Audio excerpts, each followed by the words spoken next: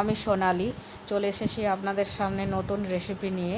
আজকে আমি বাটাবাটির ঝামেলা ছাড়াই ঘুগনি বানিয়ে দেখাবো। তো প্রথম থেকে শেষ পর্যন্ত রেসিপিটি দেখতে থাকুন, সঙ্গে থাকুন। এটা বানিয়ে নেব। এর জন্য আমি মটর কালকে সারা রাত্রে ভিজিয়ে রেখেছিলাম। আজকে ভালোভাবে বেছে ধুয়ে পরিষ্কার করে নিয়েছি, জল দিয়ে কয়েকবার ধুয়ে নিয়েছি। আর এখানে আমি জল নুন হলুদ দিয়ে গরম হতে দিয়ে দিয়েছি, জলটা ফুটে গেছে। এবারে এই মটরগুলি ওই জলের মধ্যে দিয়ে খুব ভালোভাবে সেদ্ধ করে নেব। মটর খুব ভালোভাবে সিদ্ধ হয়ে গেছে, এই যে একটা দেখাচ্ছি,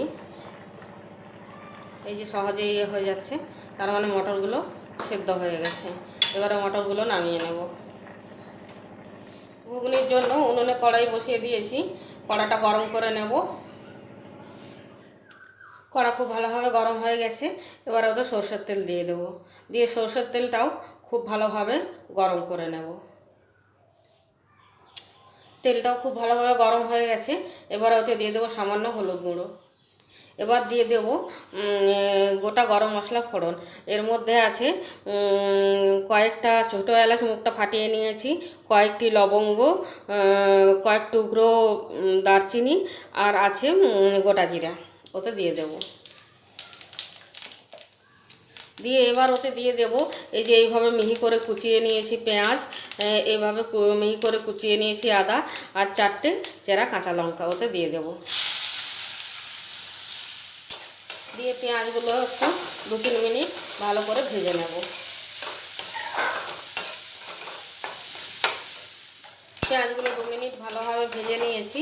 এবার ওতে দিয়ে দেবো এইভাবে কুচিয়ে রাখা টমেটো। টমেটোগুলো একটু 2 মিনিট নাড়াচাড়া করে নেব। টমেটোগুলো পেঁয়াজের সাথে 2 মিনিট নাড়াচাড়া করে নিয়েছি। এবার ওতে দিয়ে দেবো আলু। এই যে এইভাবে আলুগুলো ছোট ছোট করে কেটে নিয়েছি, আর জলে 2-3 বার খুব ভালোভাবে ধুয়ে নিয়েছি। এবার ওতে দিয়ে দেব।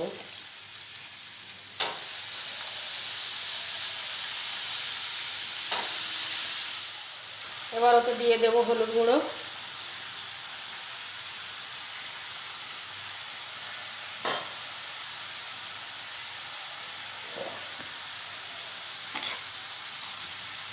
স্বাদ মতো নুন, দিয়ে আলুগুলো খুব ভালোভাবে লাল করে ভেজে নেব। তাহলে বন্ধুরা ফিরে আসছে আলুগুলো ভেজে নেওয়ার পর। আলুগুলো খুব ভালোভাবে ভাজা হয়ে গেছে। এবারে ওতে মশলা দিয়ে দেব।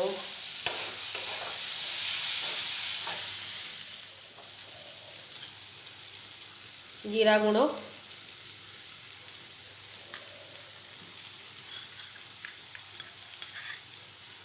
ধনে গুঁড়ো,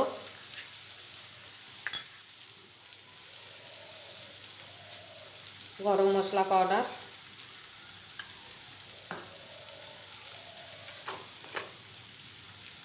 কাশ্মীরি লঙ্কা পাউডার,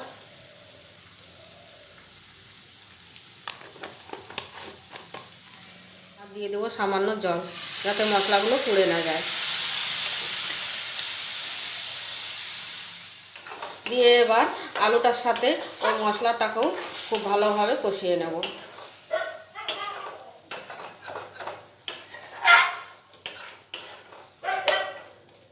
তাহলে বন্ধুরা ফিরে আসছি কষিয়ে নেওয়ার পর।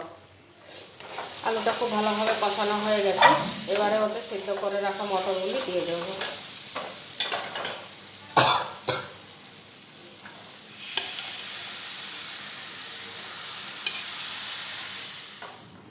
এবার মটরগুলোর সাথেও আলুটা খুব ভালোভাবে কষিয়ে নেব।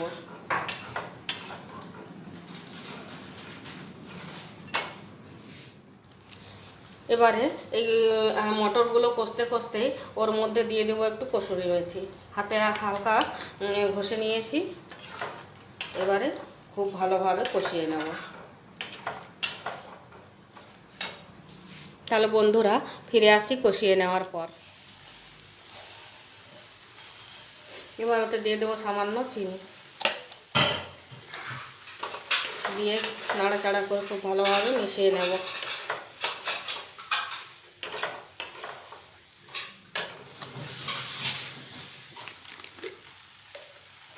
ঘুগনিটা খুব ভালোভাবে কষানো হয়ে গেছে। এবার ওতে দিয়ে দেব জল।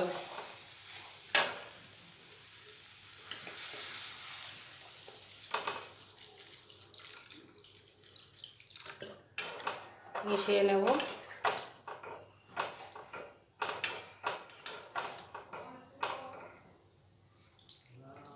এবারে তরকারিটা খুব ভালোভাবে রান্না করে নেব।